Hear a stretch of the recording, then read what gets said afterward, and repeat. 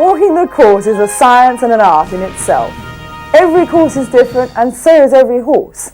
And the nature of the sport is such that virtually no two situations will ever be exactly the same. Over the years, I've come to believe in certain methods of tackling situations, just as I've become convinced of the simple fundamentals of cross-country success. These have come from the many horses that I've been lucky enough to ride, from a wealth of generous advice, but probably most importantly of all, from the years I've spent learning from my own mistakes. The start is worth a few moments' consideration. Normally there's a steward or the starter himself who will say that you've got a minute to go, 2 minutes to go, whatever. I wouldn't necessarily bring a horse in here till the last 20-30 seconds. If he was of a good nature, it wouldn't worry me if I was in here longer. But if he was an uptight horse, an excited horse, and very often they may be all right at the beginning of their career, then they get more and more excited about the fact that they're going cross-country. You have to be a bit more careful about how long you spend in here. So they can get very excited and try and plunge out before the starter says go, in which case you have to come back in and start again, and it's all a waste of time. So I very often get my horse led in, and it's perfectly permissible, so long as the leader lets go of the horse once the starter says go. And I'll face him to the back of the box here.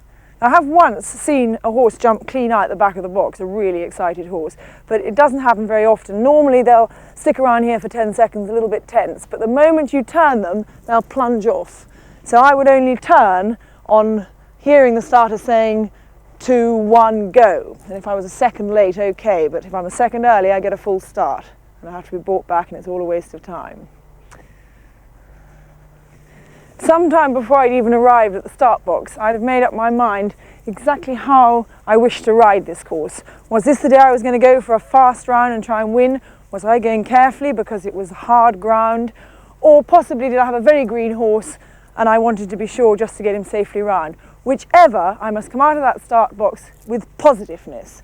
Put on the speed, get the rhythm I want, but be positive. Always remembering, as I come to the first fence and as I come through to the last, that this is the first time the horse has seen that fence.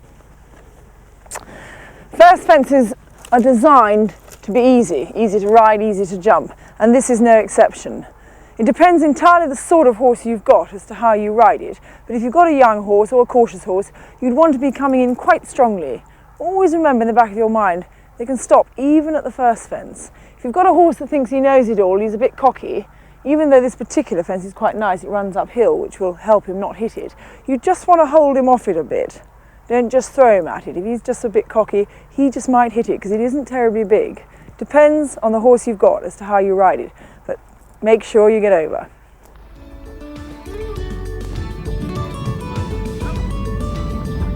Most of the fences we'll be looking at are novice standard, but I've included 1 or 2 intermediate ones because they were particularly interesting.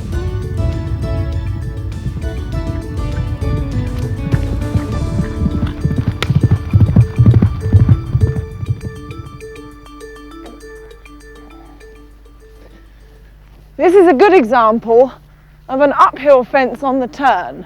It's a particularly nice fence and I'd really come on at it. It's a triple bar, I jump it a little bit to the left of centre, so it's not so upright. However close I got to it, it wouldn't matter, because the back rail, which is the only one you're going to hit because it's the only high one, is away off the front rail. I jumped it right up by the right flag. It makes it a little more like an upright, and I could just hit it if I got a bit close. It's a lovely fence, and one to encourage a horse of any grade to open up and enjoy himself. There are more and more occasions these days where course builders give us fences where the quickest alternative is the most difficult. In this particular fence, I'm not absolutely certain that the course designer has quite achieved what he set out to do, because the straight route, because we're coming from straight behind me, is this narrow panel here. But by the time you'd slowed down enough to be sure you could keep straight, and by the time you'd stopped your horse from jinking from side to side because he was finding it difficult to focus on that narrow panel, and horses do find it difficult to focus, particularly if there's an arm going off either one side or both. They just back off and they're not sure where to go. It could very well be that this straight route would in fact take longer than just pulling a little bit out to the left and come zooming in, not too zooming, at an angle over this fence. If I was going to take that line, I'd just be careful that my horse hadn't sighted this unflagged piece straight ahead of me. I'd be very sure to open my right rein, keep my left leg on and fix my own stare to the part of the fence that I wanted to jump. And in a strange sort of way, horses do seem to go where you look. On a really green horse, I'd spend time, pull right out to the left and come down into this fence dead straight. But I just think that I would only jump that narrow panel if I was trying to train my horse to do it. If I was trying to get a definite clear run, I think I'd come in at the angle, and I think I'd find that was the quickest route.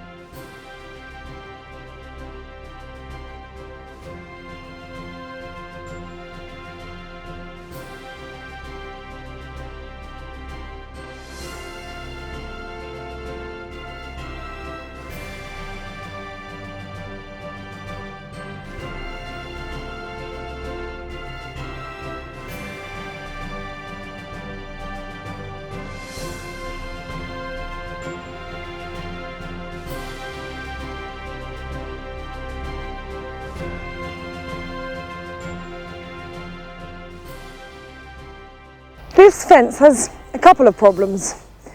Firstly, it's a downhill fence and it's a combination. And secondly, the second element of the combination is an early introduction, if you like it, to an arrowhead fence, the likes of which I think we'll see more and more now in courses. And as the courses get more advanced, so the arrowhead will become narrower and narrower, so we have to be pinpoint accuracy. I would feel that to successfully negotiate a downhill fence, you have to be in good balance and you have to have the horse off his forehand. One thing that I'd have in my mind as I was coming in is that horses very rarely stand off when they can't clearly see the ground the other side, when there's a drop. So if again I felt I was a totally wrong stride, instead of going yahoo and hoping for a standoff, I'd sit and hold and keep my leg on and expect him to pop in a short one. And then I'd sit up as soon as I landed, because from that sitting up position I'll be able to hold a much straighter line than if I stay in the forward cross-country position. So that you can establish the best line, it is important that you do walk exactly where you intend to ride. This is particularly important where you have more than one element. But whatever you do, stick to your line and be determined.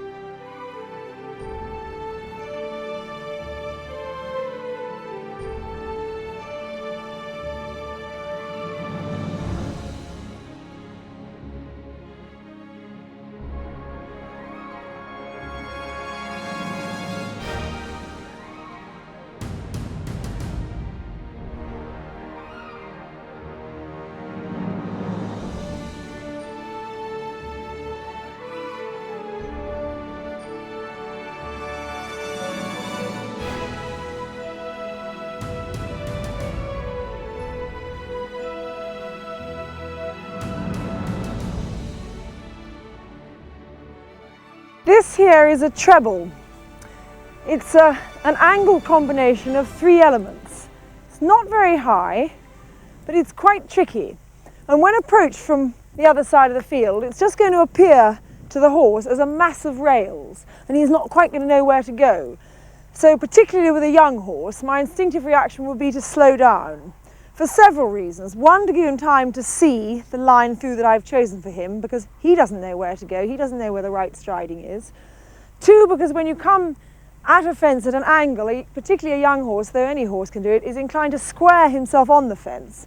If he squares himself on this, he's going to land and miss the next element. If you're going slowly, you'll be able to hold him on your line.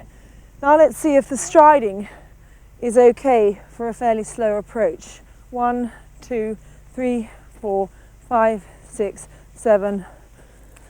So I'd call that a short 8, which show jumping would be fine. But cross country, I think you might find rides a bit tight. So the fact that we want to go slow is probably going to work rather well. Let's just stride the final distance from the middle element to the last. Bearing in mind that there's a wide open space here and the horse boxes at home are probably over there. If you're not really concentrating, the horse will probably just nip straight out into that big space. You've got to be aware that you've got to keep your line. Even when you've jumped the second element, you still haven't completed the fence. 1, 2, 3, 4, 5, 6, 7. This is even shorter than that. And what normally happens, the horse will jump into a combination and shorten himself a little bit for the middle element, then he'll start to lengthen out again as he sees the freedom over there. So that being so short, it makes it very important when you're walking the course to remember to land in here, sit up and shorten the horse, and to be very aware not to run out. There is an alternative route here, if this posed too much of a problem for the stage your horse was at, and that's back by the red flag over there. Come up over the arm, do a little turn, balance, not too fast, over this central bit, which you could jump dead square, you wouldn't have to angle, and then you'd have to pull a little bit left, back right, and over the other arm by the white flag. A mess, but you'd get through clear if you took your time, and that might be the way for a young horse doing one of his earlier events. There are always several different ways of going through these angled combinations. Of course, there's another route here where you'd stick to the right hand side as you were coming in and get one pretty long stride here, something like about 27 feet, and one quite long bounce, about 15 or 16 feet. I wouldn't want to do that. To me it's too much of a stretch for a young horse. I'd rather he learnt to be clever and nimble and came through the middle. But there are different ways. And the whole fence you have to put in context with the type of ground you're riding over. For instance, this fence is coming off a downhill slope, and that makes a considerable difference. I would look upon that as my friend. The fact that it was on a downhill slope would enable me to bring my horse back under me easier. I think a horse finds it easier to come together when he's going downhill, and therefore the short, bouncy horse that I need through this fence will be helped by the approach being downhill. If it was on the flat, I'd probably have to do more about getting him together.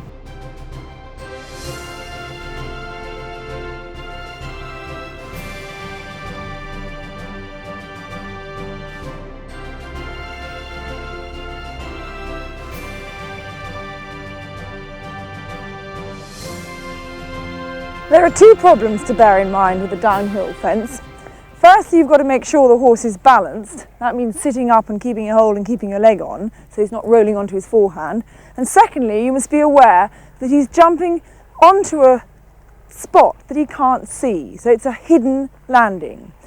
To that end, if I felt I was completely wrong on the wrong stride coming into the fence, I wouldn't worry, I'd keep hold and sit tight, because almost always horses will run to the bottom of a fence if they can't see the landing, simply because they too want to look and check it out.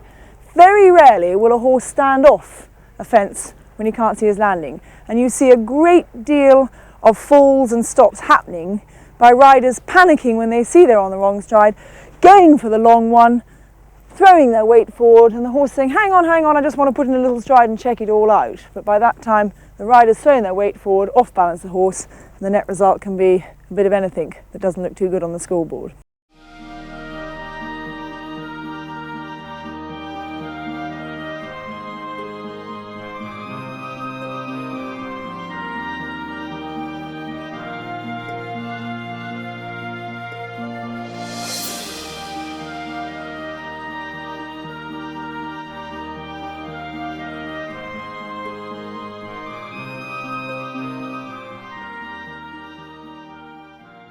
This is quite some fence. The horse really has to jump this on trust alone because he's coming uphill towards it, can't see what's the other side, which is a fairly decent drop down into the bottom of a sort of bomb crater, and out the other side over another log. That's the easy bit. It's getting in over this that's the problem. You've walked the course. You and I know that it's perfectly safe this side. Horse has no idea. So to that end, you have to gather him up, get him really punchy and really short to give him maximum amount of time to see what he's got to do. But if he's not in front of your leg, and if you just freeze and stop kicking, more than likely he'll stop. The golden rule again, the slower you go, the more leg you've got to have. And once again, He's not going to stand off because he can't see where he's landing. So I would always expect them to go right to the base of the log, and I just keep kicking until he'd actually taken off. I'd sit back a little bit, let the reins slip a little bit because I wouldn't want to go peeling over their shoulder as they landed on the drop, and then I'd just show him the way out and let him run up the hill and jump it on his own.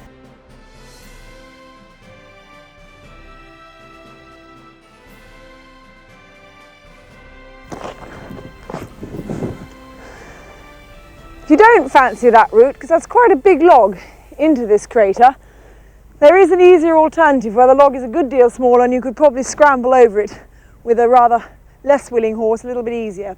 In that side, out that side, but it's quite a bit longer. You've got to go all the way around and over there to the next fence.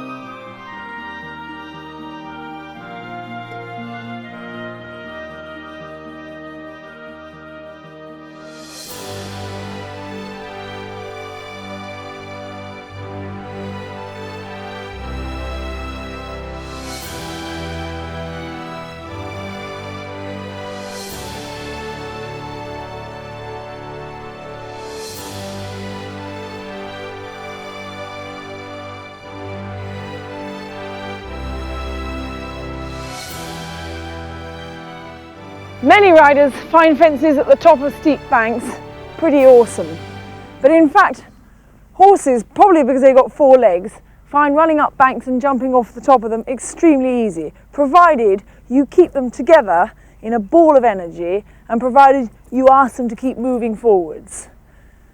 This particular fence is ideal for a young horse to learn to jump off the top of a steep bank. Because it's a seat, you can get as close as you want to the bottom and he's very unlikely to hit the top. It's a very, very good start for him to learn the job.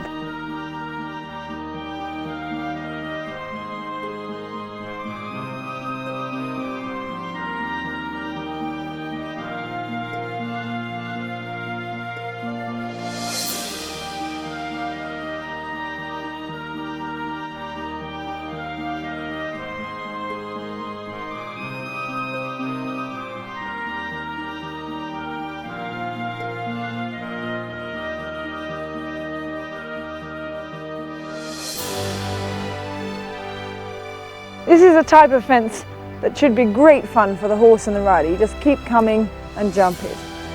But just be warned of one thing, that some horses, young horses, inexperienced horses, and sometimes the more experienced cheeky horses, may just catch the glint of the sun off the shavings bales, and just when you think you're about to have a lovely ride, they drop anchor. Just be ready for that.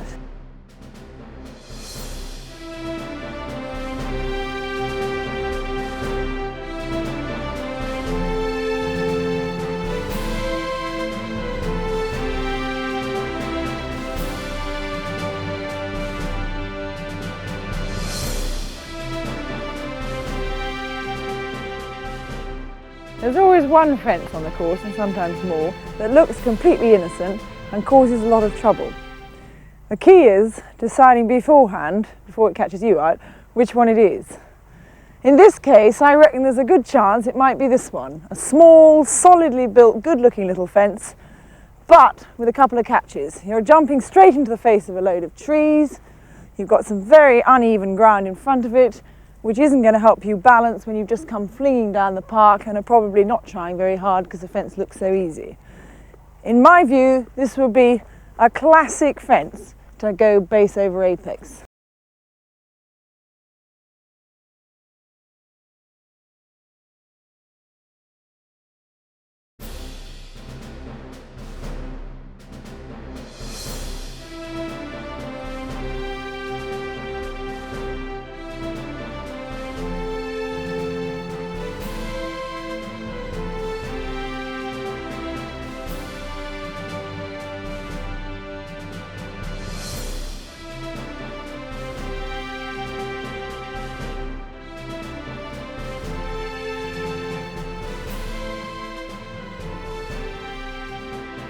This here is a classic example of a fence in difficult light. Even though I know the fence, I find it difficult to really see what it is. The sun is glinting through the trees, causing patterns of dark and light shade, and suddenly as you come into it you can find you're almost blinded for a stride as a shaft of light comes clean through the trees between the branches. For that reason I wouldn't go too fast, and if I was coming in and I thought I was completely wrong, I would resist the temptation to ride the horse for a long one, because I would feel that with this difficult light he would need every second he could get to judge the fence, and therefore I'd hold and sit tight and hope that he put in a little one which would give him time to see what he was doing. It could prove to be a very difficult fence, particularly if it was a big fence. As it is, it's not too big. But I'd always be careful of fences with this sort of approach light-wise. There's a moment as I get to this point when the sun's shining directly through the branches onto me and I'm very pushed to see the fence. It's blinding me. It is quite advisable, but very often impractical, to try and walk the course at the same time of day as you're going to ride it, and then you know what the light situation is going to be. More often than not it's not possible, in which case it's as well to make a rough stab at where you think the sun will be and what sort of shadows it'll be casting. And then if you wake up that day and it's raining, you haven't got to worry about it because everything's dark. Okay, once you've jumped this, you then still don't want to be too sure that everything's all right. There's still a very mottled, difficult light going on to the next fence. And I would just sit and keep my legs on, keep encouraging the horse, but I wouldn't ride wild and mad through this wood. For the same reason, I'd want to give him time to adjust to the mottled light coming through the trees.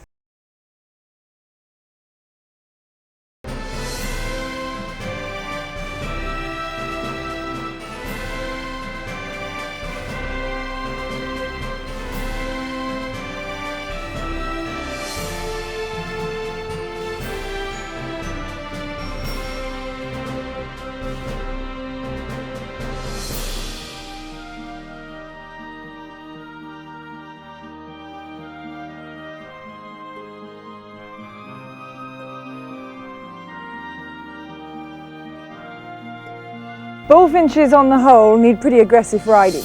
An inexperienced horse will probably back right off this, and then if he does take off, spring right up into the air and try and clear the top branches. So hang on tight. One of the rules of bullfinches are always to jump them square. If you take them at an angle, particularly as they get thicker, which they will as they get more difficult as you go up the ladder, you can actually blind the horse. He can only see thicket, he can't even see a way through at all. So always be square. And just be careful of one thing, because it's happened to me. Sometimes if a horse does jump through a bullfinch, one of these twigs will just catch under your leg and literally yank you off the horse. So grip like you've never gripped before when you go through it.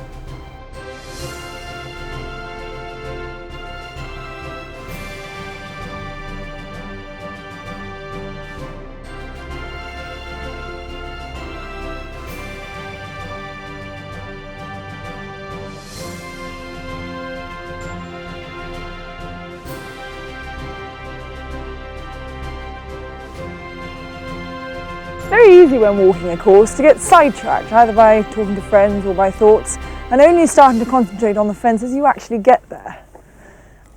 I believe you need to remember the first impressions of a fence as they hit you, because that's what's going to hit the horse, even though it might be 200 or 300 yards away.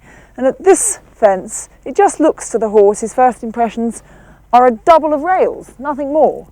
But I know, because I've walked it, that there is in fact water the other side. And if I don't make adjustments to his pace to slow him down sufficiently, he's going to have trouble. He's going to gallop in, suddenly see the water, jam on the anchors and try and stop. Horses need time, but when you give them time, they need leg.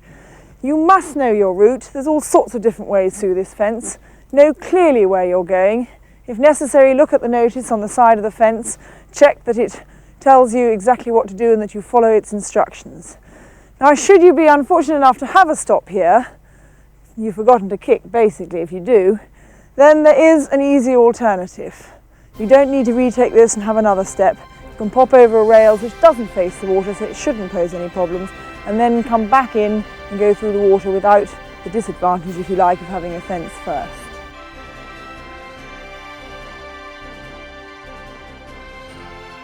Even if you do have a stop, it pays to think quickly, as you don't want to get any more time penalties than is absolutely necessary.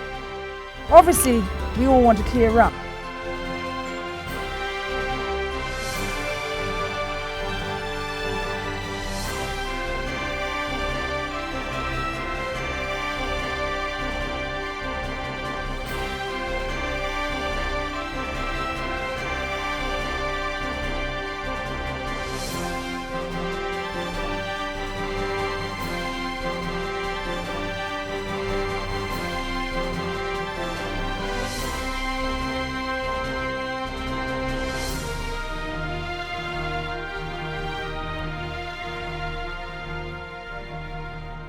For a more advanced competition, the route that offers no alternative is log, into water, out and over the log. Now, although in water it's difficult to know exactly what stride a horse is going to do because the weight of the water will often slow his stride down, it's as well to walk the distance, especially when the water is really narrow like this. It measures in fact 21 feet across.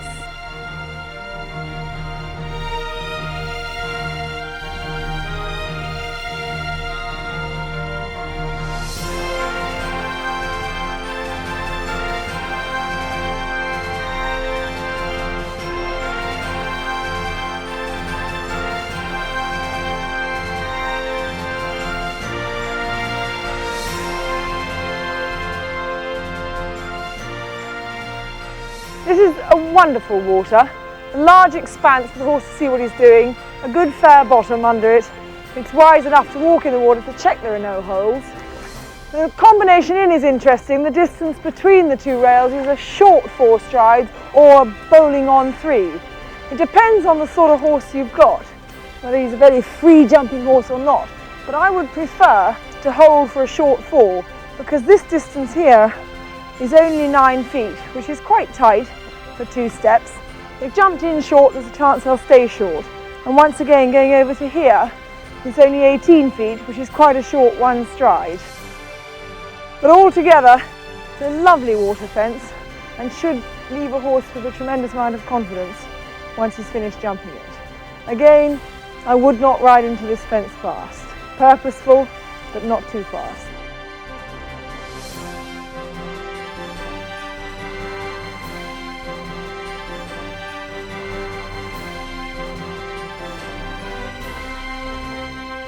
Water complexes are very popular. Probably, I think, because the public hope we're going to take an unplanned swim.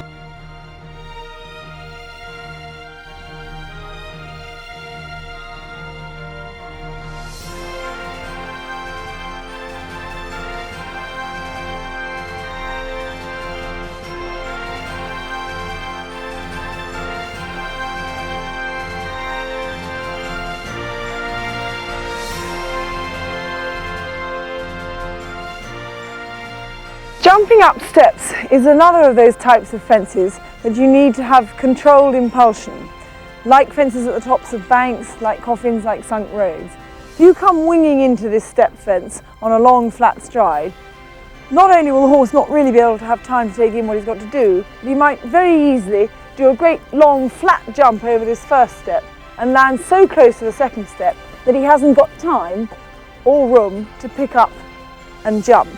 So let's just measure this. 1, 2, just under 9 feet, so it's quite tight. I wouldn't come in terribly fast, but I would be sure to have a lot of leg. Not forgetting that rule, the slower you go, the more leg you have, because it's a big effort for a horse. The course designer has been very kind here. He's put down some fibre sand, which is going to ensure that as you land, you don't slip, and you'll get a good jump up for the next step. Should you be unlucky enough to stop, you maybe catch a leg on that step and not arrive up here with enough engine to jump the next one. Usually they're flagged so that you can hop out to the left or hop out to the right. This one isn't, and you'd have no alternative but to go back down this step, get your engine going again and retake both steps.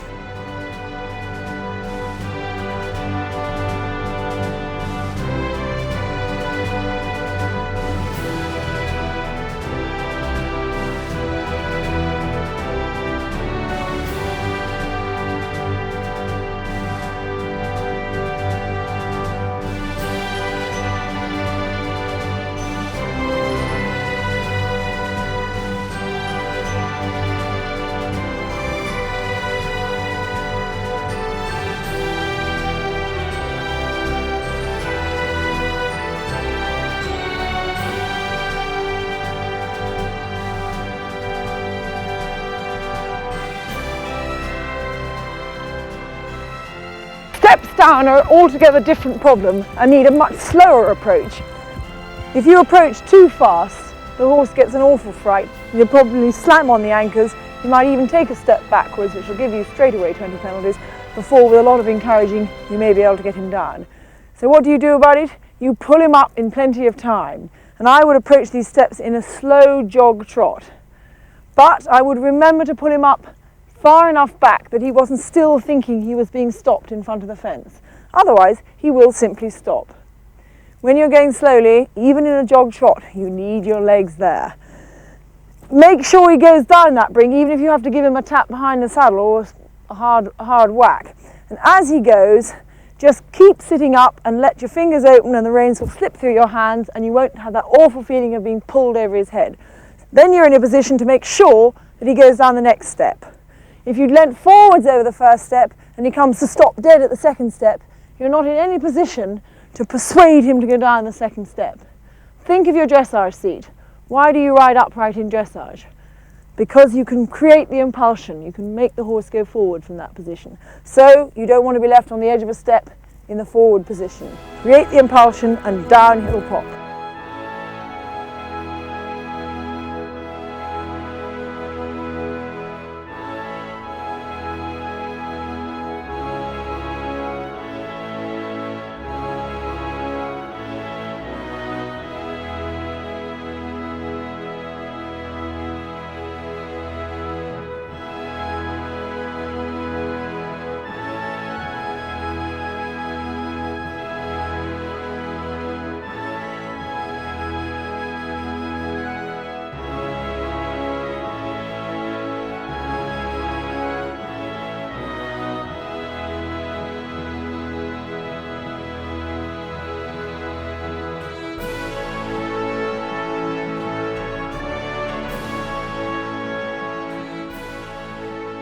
This is a really lovely fence, and this you should be able to take, provided you're in a lovely balance rhythm, just straight out of your stride, galloping on. If you study it more specifically, I'd be inclined to think that the ditch for a more experienced horse simply helps him. It's like a ground line. It'll make sure he doesn't get too close, so he'll have a much better jump. But if you're on a green horse, this sort of fence can cause quite a lot of balking. The horse will come in and be so busy concentrating on the rails that you won't see the ditch until the last minute, and then will probably try to stop in his fright at suddenly seeing the ditch. So it's for this reason that on a younger horse I'd go slower into this fence but have a much stronger leg, which is one of the few golden rules. The slower you go, the more leg you have. And probably I would take a slightly different line, because if I went straight on a young horse and he did balk and just took off and hung in the air, he could just come down on the far point and belly himself. So I would be inclined to go down the edge of the fence and jump it there, where he's got a far less space before he lands the other side. The rail is much closer to him. I think that would be kinder. If I had a really green horse, then I'd waste time, drop right down to the bottom of the field and come up over the small part of the fence by the white flag where the ditch is very much less. And it's a lovely fence, this, on half an experienced horse.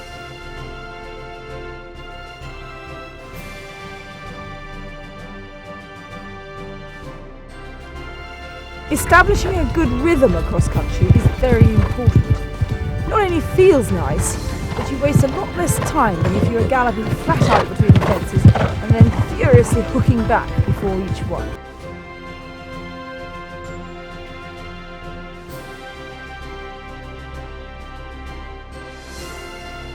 Ditch fences often cause a bit of rider trauma, but I look upon them as a friend, because a ditch really is there as a ground line, and you can't therefore get too close to a fence with a ditch in front of it.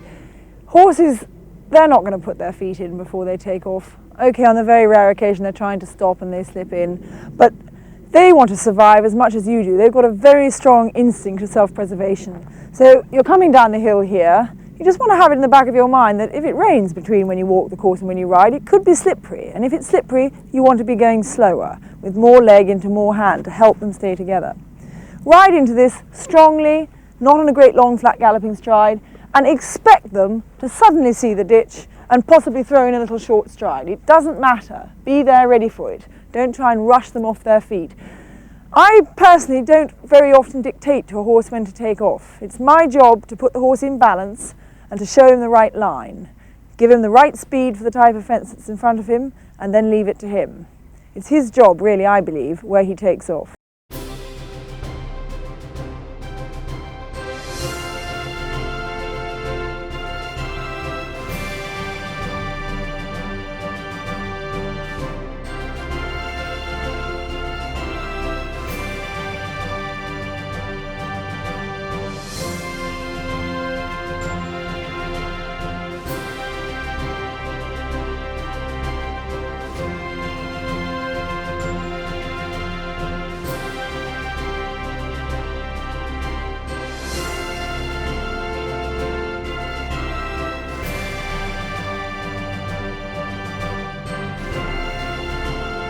This is a Trakhener, and I would say a pretty straightforward fence for the horse. But I reckon it's a bit of a course designer's trap. This ditch is put here a little bit to frighten the rider. You shouldn't never have to end up in this position. And really, if you take off from here, it's no height, it's hip height, 3'3" or something. And I would just set sail, move on into it, and enjoy myself. And if I was on a horse that was really ditchy, I'd just keep him between me, have him a bit slower, so I was more in command of the situation. Use twice as much leg, and maybe in the last stride I might just give him one with a stick. But that can sometimes be difficult because then you can let them run out. You have to be quite well practiced to hit at the same time as stopping them running out. But I would like this fence, and I would definitely class it a little bit as the course designer trying to frighten the rider. It's a good fence for the horse.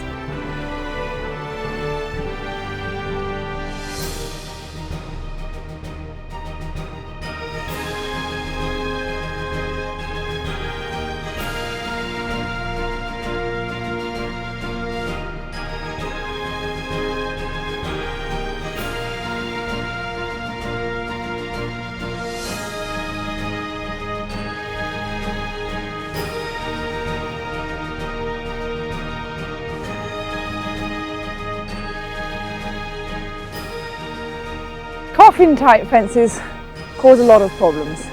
They're the burial grounds of many hopes.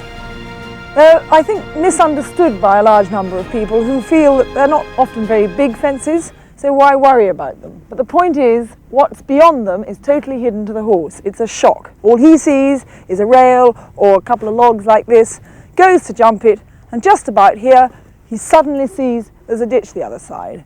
And quite often his instinctive reaction will be to go, ugh, to stop, to give himself time to see whether there's room to land or whether he's going to land in the ditch. The way to approach a coffin is to slow up in plenty of time. Engage that horse's engine. Get him, what I like to say, in front of your leg. Imagine that 3/4 of that horse is in front of you. Sit up, keep your legs on, ride him on a short, bouncy stride. And don't take your leg off his sides or your backside off his back until he's actually taken off. Far too often, riders take off before the horse and the horse doesn't come with them. But your problems aren't over. Having kicked like anything but kept that short bouncy stride and got into the coffin, they then might do their best to avoid the ditch. Go left, go right, you've got to sit there, sit up in that dressage seat, keep the legs on and somehow make Johnny sure you stay between these flags and get over the ditch. Once you're over the ditch, you've still got to get out. Keep kicking. Sometimes the exit to a coffin is at the top of a bank, in which case you've really got to keep the engine under you and keep driving. This one is reasonably straightforward, but don't forget, you've never completed the fence until you're away from these last flags.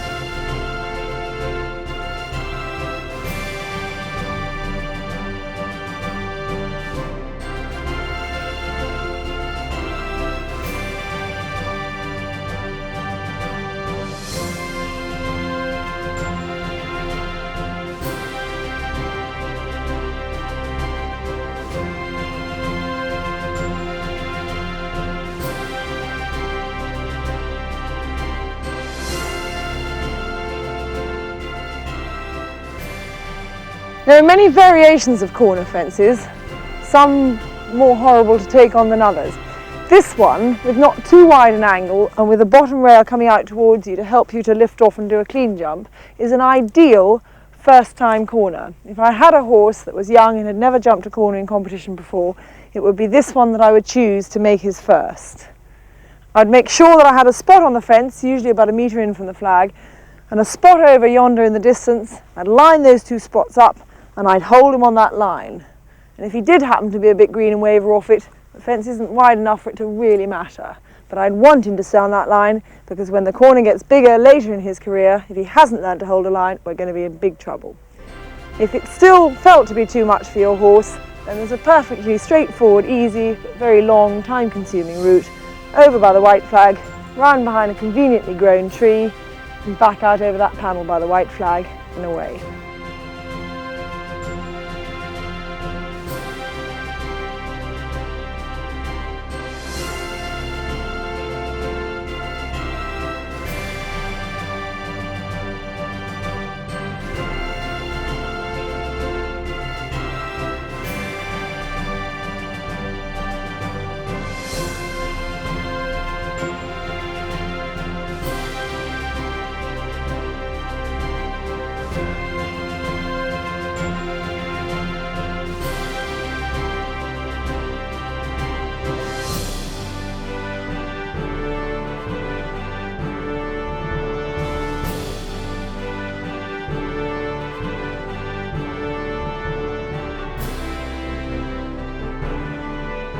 At an obstacle where there's an alternative of either a corner or a bounce, normally the corner would be the quickest way. It's only one jump instead of two, but there's a very good chance of running out at those sort of fences.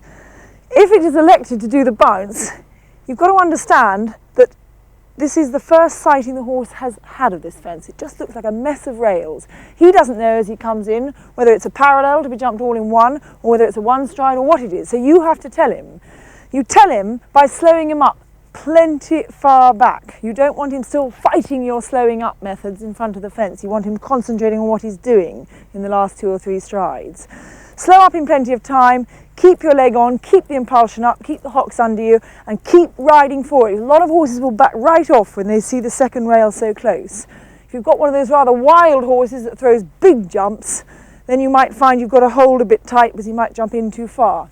If you do have that type of horse that's a little bit on the big jumping wild side, it would be better, if you can, to choose a spot where the distance may be a little longer. This particular bounce is constructed with 5 yards. Yes, 5 yards this side, which is 15 feet, which is a nice bounce for a long striding horse. And it's constructed a little bit shorter, I think it's 4, yes, 12 feet this side. So a short striding horse would be better on the right. Should you find this is all too much for your horse, there is a long route round up over that element and back down by the flag over there. Equally, if you jump in and stop, get stuck in the middle, and goodness it can happen, you don't have to retake that fence again. You simply go round the back side of this stump as it happens and over that single element. You've already completed the first one.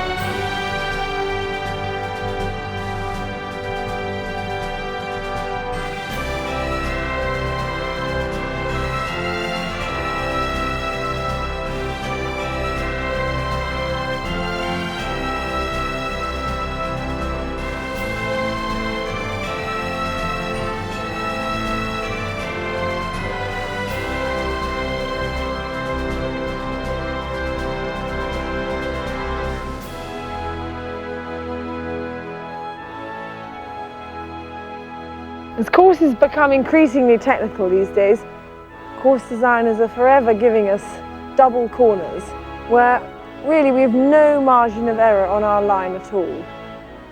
You've got to jump it roughly a metre in from the flag. If you go a couple of feet too far to the left, you're going to find yourself with an impossibly wide fence to jump that you'll probably land splat in the middle of. If you go 2 feet too much to the right, you'll probably glance off and be joining the fence judges for their picnic. So you have to stay on your line. The speed that you come into it at is governed by the distance there is between the two corners, whether it's a long stride or whether it's a short stride. So let's just measure it and see. About a yard in from the flag, for a yard in from the next flag. 1, 2, 3, 4, 5, 6, 7. That is short. That's not even 8 yards. And these two corners are big wide angle corners which are going to invite big bold jumps. So the horse is going to land in and you're going to have to sit up very quickly, and with some forward going horses say, whoa, to shorten that stride in here and keep them on a line. If you just let them come in and take a long stride in here, they're going to be so tight to this fence that they'll either nip out there to avoid a fall or they will take off and hit the front rail. On a less forward going horse, you may find you landing in here and having to ride to get out. But for a normal, reasonably bold horse, this is quite a tight distance. And holding the line on a tight distance is quite tricky.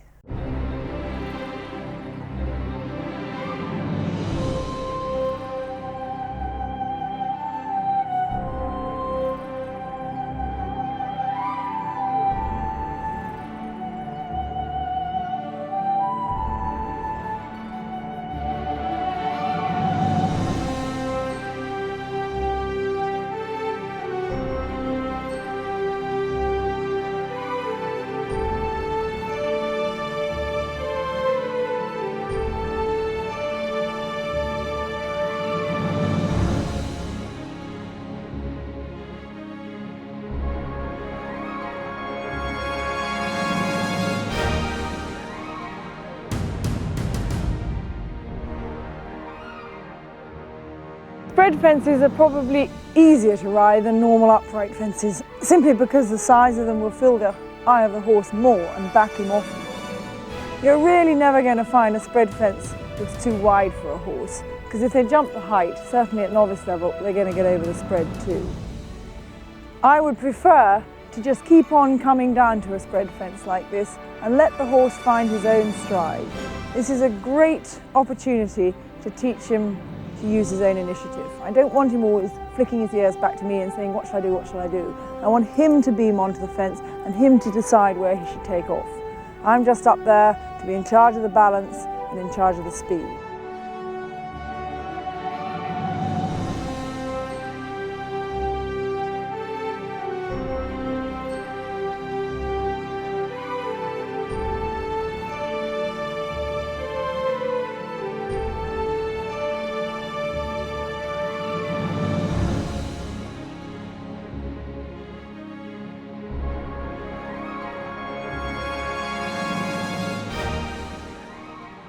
Once you've walked all the fences on a course, it's as well to make sure you go through the finish, for several reasons. Firstly, just to check that the ground is good.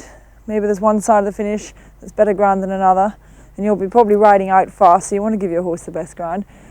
Then you want to be able to see what sort of pull-up you've got. It's very important to ride a finish on a contact and pull up on a contact. How many times do you see delighted competitors throw the reins away, give a great big pat, and the horse trips when suddenly the reins are thrown at him? And that in itself can break a horse down. So always pull up on the contact. One of the most important things I like to do when I've got through the finish, when I'm walking the course, grab my programme and check that I've walked every single fence on my course. I can tell you, once or twice I've forgotten. It's a very embarrassing way to be eliminated.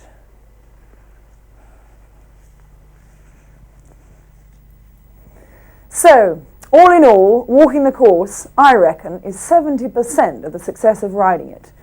But the many hours of course walking and learning technique and all the other things we have to do are to no avail whatsoever unless you remember the most important point of all. Get out there and really ride every fence. Any horse can stop. No amount of technique and pre-thought can take the place of plain riding.